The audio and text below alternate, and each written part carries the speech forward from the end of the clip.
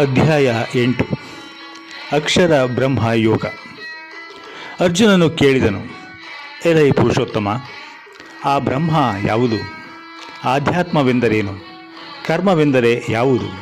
ಅಧಿಭೂತ ಎಂಬ ಹೆಸರಿನಿಂದ ಏನನ್ನು ಹೇಳಿದೆ ಮತ್ತು ಅಧಿದೈವ ಎಂದು ಯಾವುದನ್ನು ಹೇಳುತ್ತಾರೆ? ಎಲೈ ಮಧುಸೂದನ, ಇಲ್ಲಿ ಅಧಿಯಜ್ಞ ಎಂದರೆ ಯಾರು ಮತ್ತು ಅವನು ಈ ಶರೀರದಲ್ಲಿ ಹೇಗಿರುತ್ತಾನೆ? ಹಾಗೆಯೇ ಯುಕ್ತ ಚಿತ್ತವುಳ್ಳ ಪುರುಷರು ಅಂತ್ಯಕಾಲದಲ್ಲಿ ನಿನ್ನನ್ನು ಹೇಗೆ ತಿಳಿಯುತ್ತಾರೆ? ಭಗವಂತನು ಹೇಳಿದನು, ಪರಮ ಅಕ್ಷರವು ಬ್ರಹ್ಮವಾಗಿದೆ. ತನ್ನ ಸ್ವರೂಪ ಅರ್ಥಾತ್ ಜೀವಾತ್ಮನನ್ನು ಆಧ್ಯಾತ್ಮ ಎಂಬ ಹೆಸರಿನಿಂದ ಹೇಳಲಾಗುತ್ತದೆ.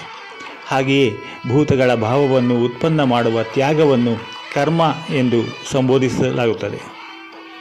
ಉತ್ಪತ್ತಿ ವಿನಾಶವಿರುವ ಎಲ್ಲ ಪದಾರ್ಥಗಳು ಅಧಿಭೂತವಾಗಿದೆ. ಹಿರಣ್ಯಮಯ ಪುರುಷನು ಅಧಿದೈವನಾಗಿದ್ದಾನೆ ಮತ್ತು ದೇಹಧಾರಿಗಳಲ್ಲಿ ಶ್ರೇಷ್ಠನಾದ ಅರ್ಜುನನೇ, ಈ ಶರೀರದಲ್ಲಿ ವಾಸುದೇವನಾದ ನಾನೇ ಅಂತರ್ಯಾಮಿ ರೂಪದಿಂದ ಅಧಿಯಜ್ಞನಾಗಿದ್ದೇನೆ.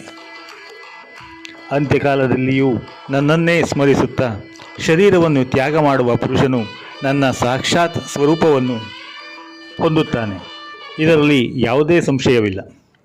ಎಲೈ ಕೌಂತೆಯನೇ, ಈ ಮನುಷ್ಯನು ಅಂತ್ಯಕಾಲದಲ್ಲಿ ಯಾವ ಭಾವವನ್ನು ಸ್ಮರಿಸುತ್ತಾ ಶರೀರವನ್ನು ತ್ಯಜಿಸುತ್ತಾನೋ ಅದನ್ನೇ ಪಡೆಯುತ್ತಾನೆ. ಏಕೆಂದರೆ ಅವನು ಸದಾಕಾಲ ಅದೇ ಭಾವವನ್ನು ಚಿಂತಿಸುತ್ತಾ ಇರುತ್ತಾನೆ. ಆದ್ದರಿಂದ ಅರ್ಜುನನೇ, ನೀನು ಯಾವಾಗಲೂ ನಿರಂತರವಾಗಿ ನನ್ನನ್ನು ಸ್ಮರಿಸು ಹಾಗೂ ಯುದ್ಧವನ್ನು ಮಾಡು. ಹೀಗೆ ನನ್ನಲ್ಲಿ ಮನಸ್ಸು ಬುದ್ಧಿಗಳನ್ನು ಅರ್ಪಿಸಿದ್ದರಿಂದ ನೀನು ನಿಸ್ಸಂದೇಹವಾಗಿ ನನ್ನನ್ನೇ ಪಡೆಯುವೆ. ಎಲೈ ಪಾರ್ಥನೆ, ಪರಮೇಶ್ವರನ ಧ್ಯಾನದ ಅಭ್ಯಾಸ ರೂಪಿ ಯೋಗದಿಂದ ಯುಕ್ತನಾಗಿ ಬೇರೆಡೆಗೆ ಹೋಗದಿರುವ ಚಿತ್ತದಿಂದ ನಿರಂತರ ಚಿಂತನೆ ಮಾಡುವ ಮನುಷ್ಯನು ಪರಮ ಪ್ರಕಾಶ ಸ್ವರೂಪಿ ದಿವ್ಯ ಪುರುಷನನ್ನು ಅಂದರೆ ಪರಮೇಶ್ವರನನ್ನೇ ಹೊಂದುತ್ತಾನೆ. ಇದು ನಿಯಮವಾಗಿದೆ. ಸರ್ವಜ್ಞನು, ಅನಾದಿಯು, ಎಲ್ಲರನ್ನೂ ಆಳುವವನು, ಸೂಕ್ಷ್ಮತೀತ ಅತಿ ಸೂಕ್ಷ್ಮನು, ಎಲ್ಲರ ಧಾರಣೆ ಪೋಷಣೆ ಮಾಡುವವನು, ಅಚಿಂತ್ಯ ಸ್ವರೂಪನು, ಸೂರ್ಯನಂತೆ ದಿವ್ಯ ಚೇತನ ಪ್ರಕಾಶರೂಪನು, ಅವಿದ್ಯೆಗಿಂತ ಪರನೂ ಶುದ್ಧನೂ ಆದ ಸಚ್ಚಿದಾನಂದ ಘನ ಪರಮೇಶ್ವರನ ಸ್ಮರಣೆಯನ್ನು ಯಾವ ಪುರುಷನು ಮಾಡುವನೋ ಆ ಭಕ್ತಿಯುಕ್ತ ಪುರುಷನು ಅಂತ್ಯಕಾಲದಲ್ಲಿಯೂ ಯೋಗಬಲದಿಂದ ಭ್ರೂ ಮಧ್ಯದಲ್ಲಿ ಪ್ರಾಣವನ್ನು ಚೆನ್ನಾಗಿ ಸ್ಥಾಪನೆ ಮಾಡಿ ಮತ್ತೆ ನಿಶ್ಚಲವಾದ ಮನಸ್ಸಿನಿಂದ ಸ್ಮರಣೆ ಮಾಡುತ್ತಾ ಆ ದಿವ್ಯ ಸ್ವರೂಪನಾದ ಪರಮ ಪುರುಷ ಪರಮಾತ್ಮನನ್ನೇ ಪಡೆಯುತ್ತಾನೆ. ವೇದವನ್ನು ತಿಳಿದ ವಿದ್ವಾಂಸರು ಯಾವ ಸಚ್ಚಿದಾನಂದ ಘನರೂಪಿ ಪರಮ ಪದವನ್ನು ಅವಿನಾಶಿ ಎಂದು ಹೇಳುವರೋ, ಆಸಕ್ತಿರಹಿತರಾದ ಯತ್ನಶೀಲ ಸನ್ಯಾಸಿ ಮಹಾತ್ಮರು ಯಾವುದರಲ್ಲಿ ಪ್ರವೇಶ ಮಾಡುತ್ತಾರೋ ಮತ್ತು ಯಾವ ಪರಮಪದವನ್ನು ಬಯಸುವ ಬ್ರಹ್ಮಚಾರಿಗಳು ಬ್ರಹ್ಮಚರ್ಯದ ಆಚರಣೆಯನ್ನು ಮಾಡುತ್ತಾರೋ ಆ ಪರಮಪದವನ್ನು ನಾನು ನಿನಗಾಗಿ ಸಂಕ್ಷೇಪವಾಗಿ ಹೇಳುವೆನು. ಎಲ್ಲ ಇಂದ್ರಿಯಗಳ ದ್ವಾರಗಳನ್ನು ತಡೆದು ಮನಸ್ಸನ್ನು ಹೃದಯದಲ್ಲಿ ಸ್ಥಿರಗೊಳಿಸಿ ಮತ್ತೆ ಗೆದ್ದಿರುವ ಮನಸ್ಸಿನಿಂದ ಪ್ರಾಣವನ್ನು ಮಸ್ತಕದಲ್ಲಿ ಸ್ಥಾಪಿಸಿ ಪರಮಾತ್ಮ ಸಂಬಂಧಿ ಯೋಗ ಧಾರಣೆಯಲ್ಲಿ ಸ್ಥಿರನಾಗಿ ಯಾವ ಪುರುಷನು ಓಂ ಎಂಬ ಏಕಾಕ್ಷರೂಪಿ ಬ್ರಹ್ಮನನ್ನು ಉಚ್ಚರಿಸುತ್ತಾ ಮತ್ತು ಅದರ ಅರ್ಥ ಸ್ವರೂಪ ನಿರ್ಗುಣ ಬ್ರಹ್ಮನಾದ ನನ್ನನ್ನು ಚಿಂತಿಸುತ್ತಾ ಶರೀರವನ್ನು ತ್ಯಜಿಸಿ ಹೋಗುವನೋ ಅವನು ಪರಮಗತಿಯನ್ನು ಹೊಂದುತ್ತಾನೆ.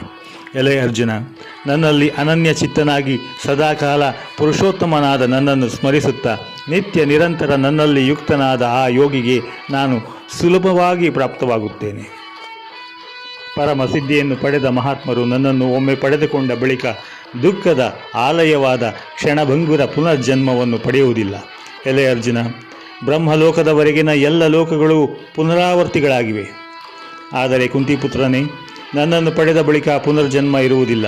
ಏಕೆಂದರೆ ನಾನು ಕಾಲಾತೀತನಾಗಿದ್ದೇನೆ ಮತ್ತು ಈ ಎಲ್ಲ ಬ್ರಹ್ಮಾದಿ ಲೋಕಗಳು ಕಾಲದಿಂದ ಸೀಮಿತವಾಗಿರುವುದರಿಂದ ಅನಿತ್ಯವಾಗಿವೆ. ಬ್ರಹ್ಮದೇವರ ಒಂದು ಹಗಲನ್ನು 1,000 ಚತುರ್ಯುಗಗಳದ್ದಾಗಿದ್ದು ರಾತ್ರಿಯೂ ಕೂಡ 1,000 ಚತುರ್ಯುಗಗಳದ್ದಾಗಿದೆ.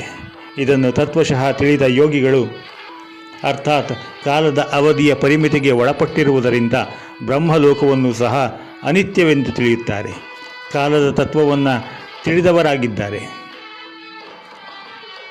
ಸಮಸ್ತ ಚರಾಚರ ಪ್ರಾಣಿಗಳು ಬ್ರಹ್ಮದೇವರ ಹೆಗಲಿನ ಪ್ರಾರಂಭದಲ್ಲಿ ಅವ್ಯಕ್ತದಿಂದ ಅಂದರೆ ಬ್ರಹ್ಮದೇವರ ಸೂಕ್ಷ್ಮ ಶರೀರದಿಂದ ಉತ್ಪನ್ನವಾಗುತ್ತವೆ ಮತ್ತು ಬ್ರಹ್ಮದೇವರ ರಾತ್ರಿಯ ಪ್ರಾರಂಭದಲ್ಲಿ ಆ ಅವ್ಯಕ್ತ ಹೆಸರಿನ ಬ್ರಹ್ಮದೇವರ ಸೂಕ್ಷ್ಮ ಶರೀರದಲ್ಲಿ ವಿಲೀನವಾಗುತ್ತವೆ.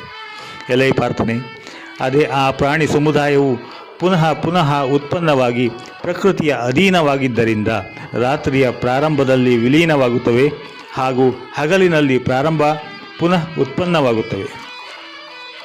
ಆ ಅವ್ಯಕ್ತಕ್ಕಿಂತಲೂ ಬಹಳ ಅತೀತವಾದ ಇನ್ನೊಂದು ಅರ್ಥಾತ್ ವಿಲಕ್ಷಣ ಸನಾತನ ಅವ್ಯಕ್ತ ಭಾವವಿದೆಯೋ ಆ ಪರಮ ದಿವ್ಯ ಪುರುಷನು ಎಲ್ಲ ಭೂತಗಳು ಇಲ್ಲವಾದರೂ ನಾಶವಾಗುವುದಿಲ್ಲ. ಅದನ್ನು ಅವ್ಯಕ್ತ ಅಕ್ಷರ ಎಂದು ಹೇಳುತ್ತಾರೆ. ಅದನ್ನೇ ಶ್ರೇಷ್ಠ ಗತಿ ಎಂದೂ ಹೇಳುತ್ತಾರೆ.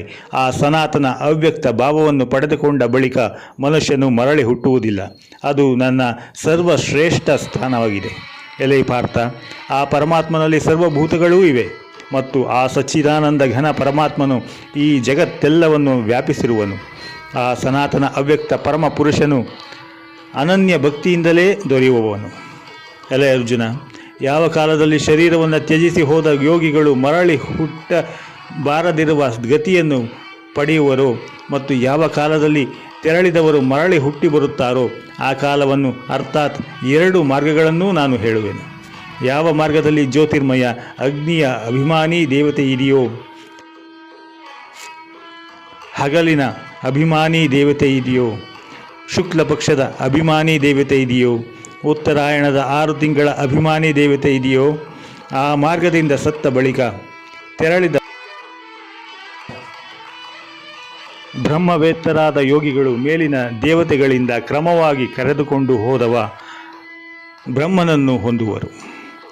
ಯಾವ ಮಾರ್ಗದಲ್ಲಿ ಹೊಗೆಯ ಅಭಿಮಾನಿ ದೇವತೆ ಇದೆಯೋ, ರಾತ್ರಿಯ ಅಭಿಮಾನಿ ದೇವತೆ ಇದೆಯೋ, ಕೃಷ್ಣ ಪಕ್ಷದ ಅಭಿಮಾನಿ ದೇವತೆ ಇದೆಯೋ, ದಕ್ಷಿಣಾಯನದ 6 ತಿಂಗಳ ಅಭಿಮಾನಿ ದೇವತೆ ಇದೆಯೋ, ಆ ಮಾರ್ಗದಿಂದ ಸತ್ತ ಬಳಿಕ ಹೋದ ಸಕಾಮ ಕರ್ಮ ಮಾಡಿದ ಯೋಗಿಯು ಮೇಲಿನ ದೇವತೆಗಳಿಂದ ಒಯ್ಯಲ್ಪಡುವನು. ಮುಂದೆ ಅವನು ಚಂದ್ರ ತೇಜವನ್ನು ಪಡೆದು ಸ್ವರ್ಗದಲ್ಲಿ ತನ್ನ ಶುಭ ಕರ್ಮಗಳ ಫಲಗಳನ್ನು ಅನುಭವಿಸಿ ಮರಳಿ ಬರುತ್ತಾನೆ. ಏಕೆಂದರೆ ಜಗತ್ತಿನ ಇವೆರಡು ವಿಧದ ಶುಕ್ಲ ಮತ್ತು ಕೃಷ್ಣ ಅಂದರೆ ದೇವಯಾನ ಹಾಗೂ ಪಿತೃಯಾನ ಮಾರ್ಗಗಳು ಸನಾತನವೆಂದು ತಿಳಿಯಲಾಗಿದೆ. ಇವುಗಳಲ್ಲಿ ಮರಳಿ ಬರಲಾರದ ಅರ್ಚಿ ಮಾರ್ಗದಿಂದ ಹೋದವರು ಪರಮಗತಿಯನ್ನು ಪಡೆಯುತ್ತಾರೆ. ಇನ್ನೊಂದು ಧೂಮ ಮಾರ್ಗದಿಂದ ಹೋದವರು ಮರಳಿ ಬರುತ್ತಾರೆ, ಅರ್ಥಾತ್ ಹುಟ್ಟು ಸಾವನ್ನು ಪಡೆಯುತ್ತಾರೆ. ಎಲೈ ಪಾರ್ಥನೆ, ಈ ಪ್ರಕಾರ 2 ಮಾರ್ಗಗಳನ್ನೂ ತತ್ವದಿಂದ ತಿಳಿದ ಯಾವುದೇ ಯೋಗಿಯೂ ಮೋಹಿತನಾಗುವುದಿಲ್ಲ. ಆದ್ದರಿಂದ ಅರ್ಜುನನೇ, ನೀನು ಎಲ್ಲ ಕಾಲಗಳಲ್ಲಿ ಸಮಬುದ್ಧಿ ರೂಪಿ ಯೋಗದಿಂದ ಯುಕ್ತನಾಗು, ಅರ್ಥಾತ್ ನಿರಂತರ ನನ್ನ ಪ್ರಾಪ್ತಿಗಾಗಿ ಸಾಧನೆ ಮಾಡು. ಯೋಗಿ ಪುರುಷನು ಈ ರಹಸ್ಯವನ್ನು ತತ್ವದಿಂದ ತಿಳಿದು ವೇದಗಳ ಅಧ್ಯಯನ, ಯಜ್ಞ, ತಪಸ್ಸು ಮತ್ತು ದಾನಾದಿಗಳನ್ನು ಮಾಡುವುದರಲ್ಲಿ ಹೇಳಲಾದ ಪುಣ್ಯ ಫಲಗಳನ್ನು ನಿಸ್ಸಂದೇಹವಾಗಿ ದಾಟಿ ಹೋಗುವನು ಮತ್ತು ಸನಾತನ ಧರ್ಮ ಪರಮ ಪದವನ್ನು ಪಡೆಯುತ್ತಾನೆ.